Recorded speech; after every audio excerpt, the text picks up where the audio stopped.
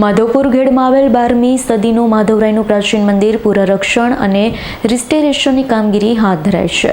માધવપુર ઘેડમાં ઘણા વર્ષો પહેલા લોકવાયકાથી કહેવામાં આવે છે કે માધવરાયજીનું તે મંદિર ઘણા વર્ષો પહેલા સમુદ્રમાંથી નીકળેલું હોવાનું અનુમાન ચર્ચામાં ચાલતું આવ્યું છે.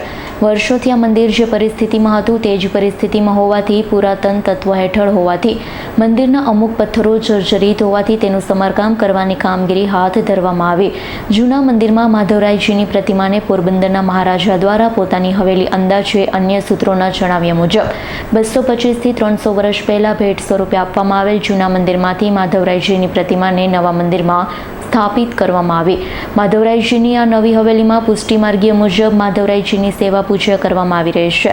ગુજરાત સરકાર હેઠળ નિયામક પુરાતત્વ અને સંગ્રહાલય કચેરી ગાંધીનગર દ્વારા માધવપુર સ્થિત રાજ્ય રક્ષિત સ્મારક માધવરાયના પ્રાચીન મંદિરને પુનઃરક્ષણ અને રિસ્ટોરેશનની કામગીરી હાથ ધરવામાં આવી છે. કામગીરી અંતર્ગત રક્ષિત સ્મારકના મૂળભૂત સ્ટ્રક્ચરને જાળવી પુરાતત્વના નિયમોને આધીન મજબૂતીકરણની પ્રક્રિયા કરવાનું, વધુ જર્જરિત થયેલ ભાગના બદલવાની, પુનઃસ્થાપવાની કામગીરી હાથ ધરવામાં આવનાર છે. મંદિરોના પથ્થરોને લેયર પ્રમાણે ખોલી એક એક પથ્થરની સ્ટ્રેન્થ અને કોતરણીનું અવલોકન પુરાતત્વીય વર્તુળ કચેરી રાજકોટના અધિકારી નિષ્ણાત સોમપુરા તજજ્ઞો દ્વારા કરી સમગ્ર પુનઃસ્થાપનની કામગીરી યોગ્ય પારંપરિક પદ્ધતિથી હાથ ધરવામાં આવનાર છે. પરેશ નિમાવતનો રિપોર્ટ, S9 ન્યૂઝ, માધવપુર. અમારી તમામ માહિતીથી અપડેટ રહેવા માટે જોડાયેલા રહો S9 ન્યૂઝ સાથે.